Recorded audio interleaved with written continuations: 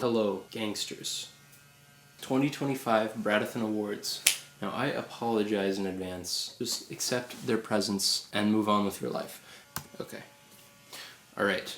Welcome, ladies and gentlemen, to the Bradithan Awards of 2025. This year, the sun has orbited around us 365 times. And this is the 2025th time that it's done that. My favorite media of the year. Let's begin with books. This here is an image of me reading a book. As far as books go this year, I have read less than I have in previous years because I have been a busy fellow. But there are three that I would like to highlight that I've read this year. The first of which is Loris by Eugene Vodolazkin. I apologize if the Russian pronunciation is off. I spoke last year in the Bradithan Awards about how I had been reading Dostoevsky, and Loris is a more recent book, I think from 2013, that feels like it has already earned its place in the Russian literary canon. It's about this guy who goes through a lot of different significant character changes, most of them related to his faith, and it's just, for one, like a gorgeously written book. The prose is excellent, and then just a fascinating examination of the Christian faith and like medieval history up through now. There's time travel involved. It's fantastic. It's really just a beautiful book. And next is the book Stoner by John Williams, not the composer, but the author. This is kind of the opposite of Loris, where it is like a life story, but this one really is like intentionally the least interesting life story possible. Just an English professor at a very small school who I would argue is not a very good person, and the way that it's written is just incredible. It's super riveting, definitely makes you reflect on just everyday human behavior in America. One of my favorite character studies that I have ever read, for sure. And then the final book, which I do not highly recommend to everyone, but just noteworthy that I read it, I'm proud of myself, is The Sound and the Fury by William Faulkner. I forced myself to read 3 Faulkner books this summer, and if you know modern literature, you know that he is a certain type of fella. Reading Faulkner on many levels is a very miserable experience, because, again, he's an excellent writer. Like, he's just a master of the English language, but, you know, non-linear storytelling, characters who are just horrible people, and people just having the worst possible things happening to them. Of the 3 that I read, The Sound and the Fury is definitely the least traditional in the way it tells its story, but for me, I really found myself invested in this story more than the others, and I think that the way he builds his world, especially in the first part of the book, is really admirable and fascinating. So if you enjoy creative writing and storytelling, I would recommend it, but also know that like it will probably take you a good amount of time to get through it. It's not an easy read at all. Out of the books and into everyone's favorite part of everything, music.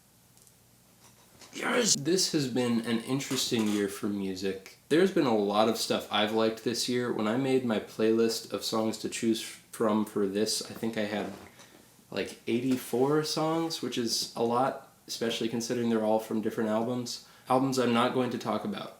Getting Killed by Geese.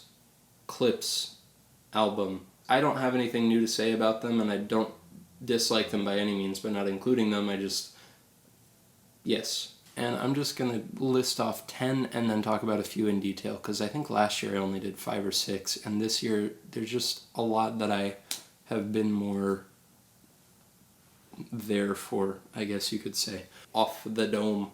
Alright, yeah, this is fine. The first album I would like to point out from this year is The Magic of the Sail by Teeth. This is a very slow, like, reflective album. It mixes sounds from indie and shoegaze, like indie rock and shoegaze, and slow core. I went on a very meaningful hike earlier this year to this album, and it was really doing the right stuff for me at the time. My favorite song off of it is either Push You Forever or Hate Goodbyes. Those are both very good. Next album. Now, I listen to a lot of ambient music and like electronic projects, It really tickles my brain and helps me think in a way that is helpful for me.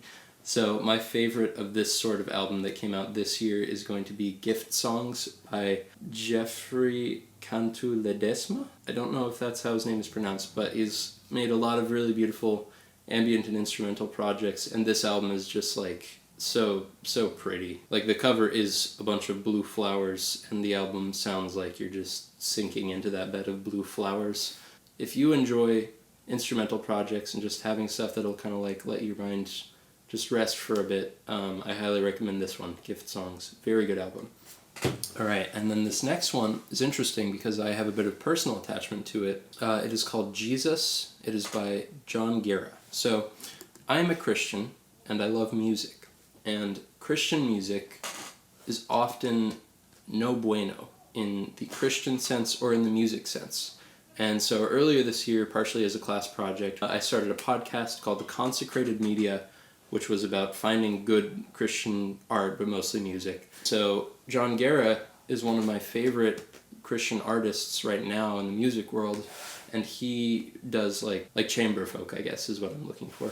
I found out he was dropping this album back in April, and hoping and praying that he would respond to me, I just asked him to be on my podcast, and then I got to interview him about this whole project and how it came to be and what it's about. And I love it. The album is basically just, I guess, meditations on the person of Jesus, because a lot of Jon Guerra's music in the past has been more about culture and the role of Christians today and like how that's interacted with the past 5 years or so, and that's all great, but this album is really specifically about Christ, the person that's presented to us in the Gospels, putting his teachings to song, and I understand if you're not a Christian, that Christian music probably doesn't appeal to you that much, but I would highly recommend it because it's also really, really just beautiful sounding. His arrangements are gorgeous here. My favorite song, I think, is Gethsemane. If you don't want to listen to the whole album, Reckoner and Axolate at the Root is a fantastic song. That would probably be my top recommendation. So, yes, Jesus by Jon Guerra. And then I will also link my podcast in the description if that's something you'd be interested in hearing. If you want to learn more about this album and specifically kind of how it came to be, I would recommend it. He had a lot of good stuff to say about it. So, Sable Fable by Bon Iver. I'm a white boy. I love me some Bon Iver, some Sufjan Stevens. And to me, this album is one of Bon Iver's best, for sure. I love the initial EP that he released, The Sable. It's a very effectively, like, somber listening experience, and it really captures this state of melancholy he was in. This year, he made it into a full album, and so the first half is that melancholy state, and then the second half is just this beautiful, like it expresses mental healthiness, which is great. Not a super common theme, I guess, that's done well. But there's so many good songs on this, man. It's just so beautiful. I would say the best song on the album to me is Awards Season. Anytime there are saxophones in any Bon Iver song, it's probably going to be one of my favorite things he's done, but that song didn't technically come out this year. My favorite song off the Fable side of the album, There's a Rhythm. Whenever I hear that song, I'm like, yeah, this is the place I want to be in. This is where the human mind thrives. I feel like people like Paul Simon, who incorporate all these other elements into their songwriting, I highly recommend it on that level. Turnstile, Never Enough. Of all these albums, I wouldn't say it's the best, but it's the one that has soundtracked my year. I've listened to this a lot. It just, like, it's electric, man. Like, it feels like doing 400 push-ups or something. But it's a lot more than that. This just it pulls in so many different sounds and textures and just makes this really cool album that's a lot more than just hardcore, because that's what people know them for, like the NPR Tiny Desk concert and stuff, but like it's so creative and there's so many different movements to it, and I've been loving it. My favorite song from this album, how do I choose? Probably Look Out For Me. Birds is really, really good. Seeing Stars is beautiful, and I Care, Light Design, and Never Enough. You should listen to this album. Forever Home, which is a live album by a Japanese post-rock band called Mono. Not everyone's thing, but this is, like, for me, sweeping, beautiful post-rock. Love it. The music really speaks for itself more than I could. I also don't speak Japanese, so I can't talk about the tone of it that much, but Just a fantastic live album.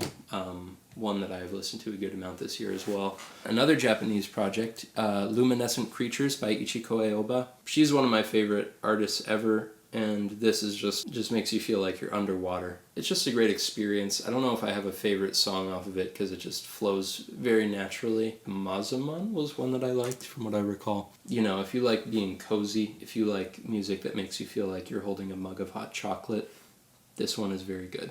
Tether by Anastasia. This is just so gorgeous. It reminds me a lot of Tracy Chapman. It reminds me a lot of Nina Simone on some level, the way that she sings, but it's just, I guess R&B folk is the way I would describe it. It's just these very stripped back R&B songs, and it's just so expressive and so beautiful. I love her voice. I think she definitely has... I hope that she sees bigger success in music because this is just beautiful. My favorite from what I remember is Unrest. It's so pretty. And then the last one I will highlight is Vanisher Horizon Scraper by Quadeca. This one also makes you feel like you're, well, not like you're underwater. It's all about like ships and like the sea.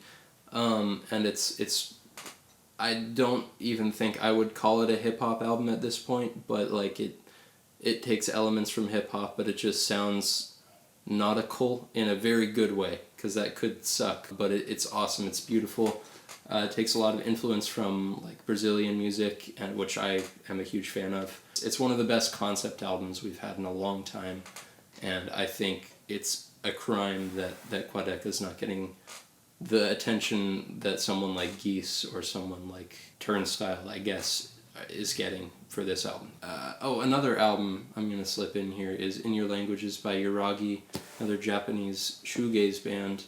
Very good, very pretty. And then just a couple of songs I want to shout out. Hawk by Algernon Cadwallader. Beautiful Midwest emo song from one of my favorite like math rock Midwest emo bands from back in the day. For the Cold Country by Black Country New Road.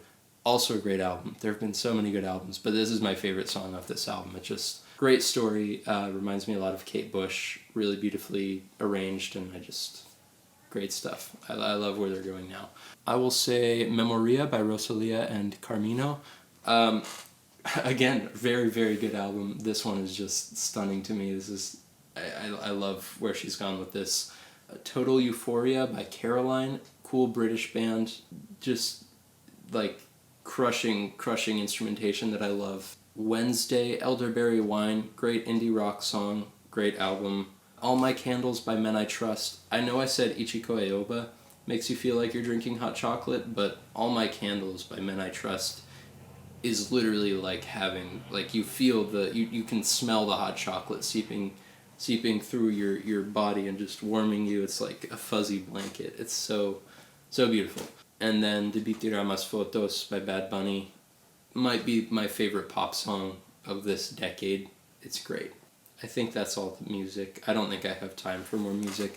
All right, my bread and butter. Movies. It's time for movies, guys. And there's only one movie that can make a child react with such awe and joy. That's the best movie of the year. The Minecraft movie. On an actual note, it is very interesting that these games that were huge when I was a child, and we used to talk about like, oh, I wonder if they're going to make a movie out of Minecraft. Like, it's interesting that they've done it now and that it's been as big of a thing as it has, because that's such an old idea and they didn't capitalize on it then. But it's cool that Minecraft is carried over to this next generation. It's a good game. I have not gotten to see very many movies this year because I've been busy. Music has really been the only thing that's been like versatile and accessible enough for me to just always be able to consume. So I've caught up on movies in the past week or so, and then these are the ones that I've really loved. Now, they aren't in order, but I'll save my favorite for last. So, first movie I'll talk about is Train Dreams, because I just watched that yesterday. This gets the Bradithan Award for Best Cinematography.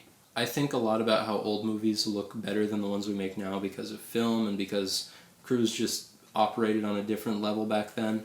But I think Train Dreams is one of the best examples of rich digital cinematography we've had in a couple decades. The way the colors are utilized, the way that the atmosphere is emphasized by the cinematography is just excellent.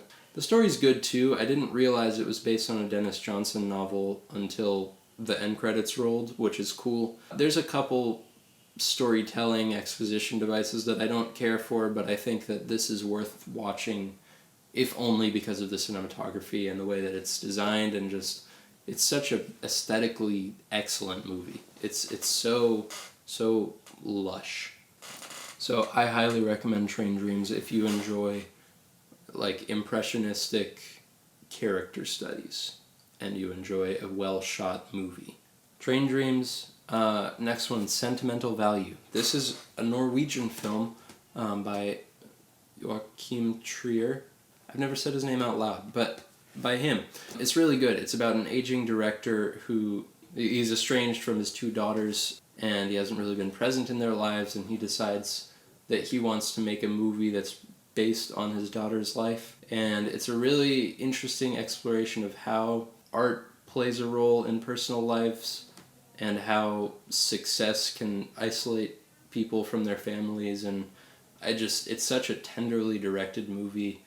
It uses space very well. The way that it uses its location is excellent. I think the strongest thing about this movie for me are the performances. All three of the main performances are just like, they're just real people, which is the highest praise I can give to an actor. So, I highly recommend Sentimental Value if you enjoy a good, painful but honest family drama, and you enjoy foreign language films, whatever that means, you know. My favorite movie I've seen this year, and it did not, in fact, release this year. It came out last year. But I saw it in theaters in February, so I'm going to count it for the purposes of the Bradithan Awards. Nickel Boys, directed by Ramel Ross. This is a masterpiece, man. This is like, it's all shot from a first-person perspective. You don't see, it's like a camera's attached to the character's head, basically. And it's just this incredible story of like civil rights era America and friendship, and I don't want to spoil it because there are things that happen in it that you have to kind of piece together. Like the way that the plot develops is phenomenal. I don't have that much else to say about it, just the movie speaks for itself. If you enjoy experimental filmmaking, watch it. And then my favorite film I watched this year that was not released this year, there were a few good ones. I think I'm going to give that award to Les Trous by Jacques Becker, because when we describe stories in movies as gripping, I think Les Trous should be the reason, like that should be the standard for gripping story. It is a prison escape movie. Actually, no, I'm not going to spoil it, but it has the greatest plot twist maybe ever. I watched Hoop Dreams for the first time this year. It really is probably the best documentary ever, and I wrote a paper about it earlier this year, and it's just been on my mind a lot. It's great. I would recommend everyone watch Hoop Dreams as soon as possible. All right. The only other thing I need to discuss, I'm a big fan of yo-yos now. Hold on. Oh no. Oh no.